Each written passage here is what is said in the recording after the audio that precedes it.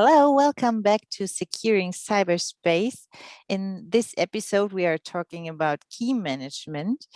And Jurlind and I are happy to talk about the theory behind, and the next episode will be more the practical part.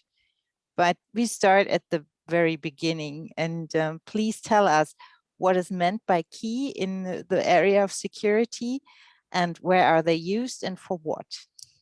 So hello from my side, and great to be here, Frederica. Always a pleasure. So when we talk about keys in the era of security, keys, you can think about them as a secret. Example as your password, which you should keep secret and is a secret that consists, let's say, of between 8 and 12 to 16 characters. A key is also a secret that consists usually from 256-bit, a standard for so-called symmetric cryptographic keys, up to 4096 or 2048 bit for so-called asymmetric cryptographic keys.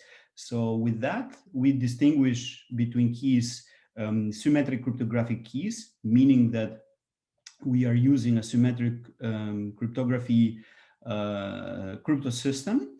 That means that both entities that are communicating with this key and they are using this key, and for what are they using this key? For example, they can use this key to communicate confidentially between each other, so that no one that can get those messages and can eavesdrop in the network communication is able to make sense of those messages. Those keys can be used also for integrity, for ensuring integrity of the messages, meaning that you are able to identify whether a message has been changed and that the message is complete, or for authenticity, where you can prove that the communication party is the one claiming to be.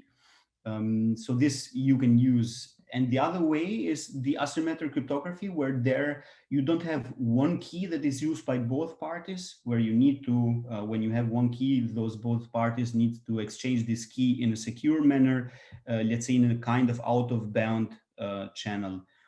With asymmetric keys, you have a public key pair, so-called a key pair, where you have a public part and a secret part. The public part, as the name says, you can upload it in any public server that anyone can get this key and communicate confidentially with you. And you have a secret part with which you can, for example, sign and have digital signatures. So these are the main functions that we use in everyday life, let's say, with for encrypting, decrypting, for signing and verifying signatures and making sure that data is authentic. Why it is important to manage these keys? Well, it is important as we, the same as we manage passwords. So on the one hand, we have the challenges with secrets in general. So these keys should not be handled different as we handle password in a secure manner. So on the one side, we have the challenge with the passwords that we need strong passwords so that they have enough entropy, let's say bit security, so that they are secure and cannot be cracked or guessed or brute forced by any attacker. So we use, for example, between 8 and 12 characters, or even more, 16 to 20 characters, and we increase the alphabet. So we have alphanumeric, we have the symbols, and so on and so forth in password and secrets. Well, with the cryptographic keys, depending on the bit size of the key, so we increase the security of these keys. And as we say with password, that you shouldn't write your password down, and you shouldn't leave your password on your desk, and you shouldn't share your password, your unique password, with anyone else. And you shouldn't use the same password for the same service for different service. The same is with these keys. So they allow us to have a higher security with respect to bit security. However, we should handle them exactly the same with respect to make sure that they are kept secret and secure. So as we use password managers, we also have on the other side key managers, so that we have a specific place where we put them, we store them securely, and we distribute them in a secure fashion. Are there different approaches to manage these keys? And if there are, what is the best? Yes, so the approach I already mentioned is using a key management solution, a key management system, which can be either a software solution or a hardware solution. And I will say maybe in next question some words about what are different characteristics and what are different requirements that you need to think about these solutions. However, it is, of course, recommended that you manage them in such a solution rather than put them everywhere and store them in different machines or share them between your employees and then lose visibility and lose control where those keys are and who has access to those keys. Especially nowadays where we talk about DevOps and we use a lot of SSH access to remote machines. So using the secure shell protocol for accessing remote machines and having access to those machines, let's say for administrative purposes or just even for working purposes. And imagine, so you have these keys laying around and someone gets access to those keys, then this person is able to access those keys. And usually you would use those keys for some specific long period. Let's assume for a period where a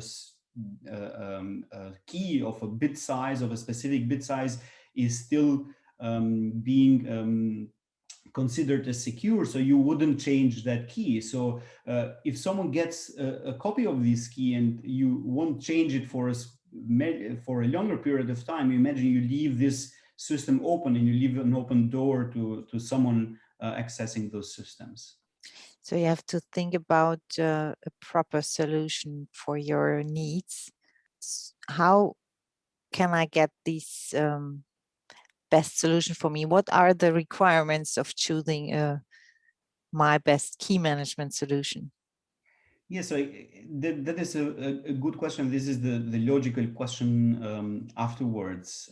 So there are key management solution, and the question is here, well, what should they be able to do so that I'm now secure? So I'm using a key management solution to manage my keys, so at least I'm not putting them around and I'm trying to have visibility and control, but what should you keep in mind? And there I would distinguish between two kind of requirements, as we usually distinguish in security, the ones that we call non-functional requirements and functional requirements. So what functionality should this solution provide?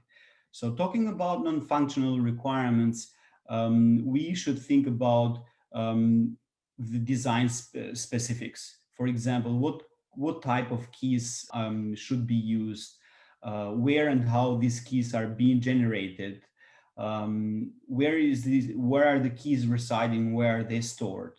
Is the solution vendor agnostic, for instance? Is the application agnostic? What is the strategy of the nature of the product, so that we don't get locked into such a solution? Are we able to have a portability and to get those keys and those secrets that we are using to export them and to import to another solution, that we don't need to change whatever, 1,000, 10,000 of accounts or access credentials? Vendor credibility and vendor support are also important.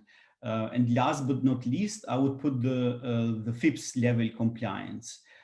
So FIPS in itself is the Federal Information Processing Standards, and these are standards that are published by the NIST. So this is the National Institute for Standards and Technology in the US.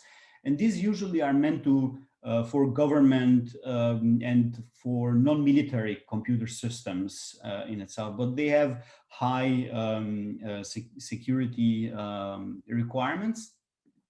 And you have different level in this FIPS. And so the one for cryptographic modules, which is where key management solutions fall inside, you have the FIPS 140-2, and you have then level 1 to level 4, which are the levels of security that this module needs to fulfill.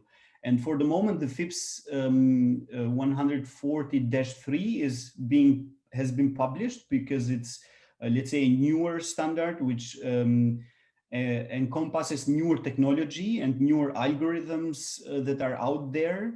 So this is something that you need to check whether this solution is compliant, because this is what you are going to be asked maybe in an auditing process, or from your clients that you are managing access control and so on and so forth. They probably will ask you, well, you are using a solution. What is the compliance level of the solution? What is the security level that this solution is promising? From a functionality perspective, well, there are also, the first one and the most important one is the key lifecycle management. So as I was saying before, those keys have a specific lifespan, have a specific expiration date. So when are they generated? When need they to be, let's say, recovered, or should be rotated, and we need backups and we need to store them, or we archive them, and we revoke them. For example, for instance, if we know a key is in the hands of a third party, and it got there in specific ways, so it can get there in different manners, we need to revoke this key. So we need to revoke and use a new one, and renew that access to that system. So we need a system, a flexible and automatic key rotation function there from that solution that does allow us to rotate those keys and to revoke those keys and to fully support the life cycle management. Others are, for example, secure key grouping and segregation. So we have segregation of duties so that we can say, okay, administrators have specific access to specific keys, while our user have access only to their keys. So we have this, let's say, granular access control to the solution. Support of different key types, as I said, like symmetric and asymmetric, which are the top level different types of the keys that we have. But you can also have, like, for example, ephemeral public keys that are short living. So they are being changed, for example, in a very short lifespan, let's say from 24 hours to maybe 3 months, rather than 2 years or 5 years. Supporting different APIs or different algorithms for exchanging the keys between different applications that are using that key management solution, like, for example, REST APIs, or the PKC11, which is important, where you need to communicate with an hardware security module. I was saying before, the FIPS level, and the FIPS level has 4 different levels, and the third one starts, or from the third one, you need the hardware security module, meaning that the keys, your root keys, where you put the trust, they are not allowed to leave this hardware security module. So all the cryptographic operation are going to be executed within the hardware. So the hardware, the keys are never leaving this piece of hardware, and they are usually secured even with tamper evidence or tamper resistant, meaning that if someone get physical access to this system, you would be able to identify this. So this is what we call tamper evident.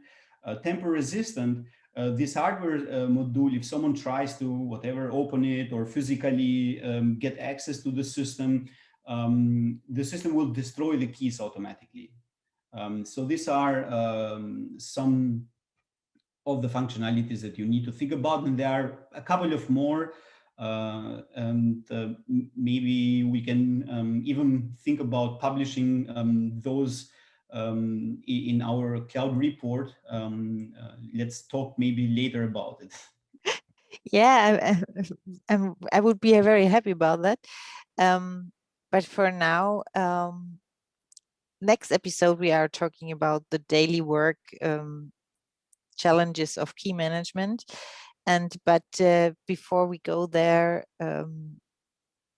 describe or tell us something more about existing solutions.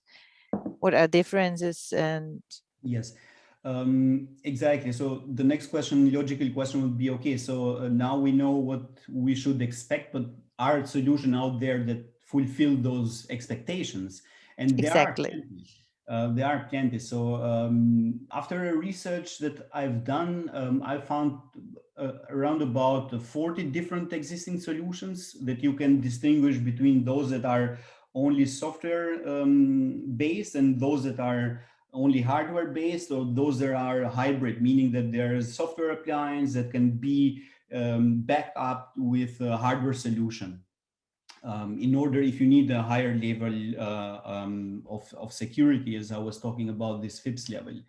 And there are many solutions out there. To name maybe the one that probably everyone must have heard is Thales, the Thales group. They are well known in this area, and they have bought since sometimes the Gemalto company, which was let's say a kind of pioneer in this area. You have other solutions that are very new, and they use very, let's say, advanced cryptographic solution, cryptographic systems, like for example, Unbound, which make use of the so-called secure multi-party computation. They make use about this kind of cryptographic crypto system by splitting the keys and storing shares of the keys in different servers or entities. So if you get access to one of these servers, you would get only a share of the key. So let's say only 1/4 of this secret. But with that, you cannot access any system. You cannot make any sense. So you can neither decrypt or encrypt or verify or sign. You need all the pieces of this key. And this is something that they do by leveraging such a solution. And there are also very other ones are, for example, Fortanix. So I'm mentioning the three ones that I would like maybe to talk, if we talk about use cases, maybe in the next episode. And Fortanix is also a very well-known solution, which is, let's say, also supporting this new thinking of cloud native and supporting a lot of functionality there. But there are also other ones like from IBM, from Symantec, from High Trust, Venafi, and so on and so forth, Atos. So there are a couple more, and the question is, what are your requirements? So what requirements do you need to fulfill as a company? Then you need to compare what of these solution makes sense for you to implement and to manage your keys in a secure manner and fashion. So next episode will be very, very interesting. And I think we get the more better and a deeper insight of in key management when you are sharing your experiences from your chief cybersecurity officer work. Thank you for this first introduction. That was a high level security topic, I think. But yeah, thank you. You're welcome. See you next time. I'm looking forward. Bye. Bye.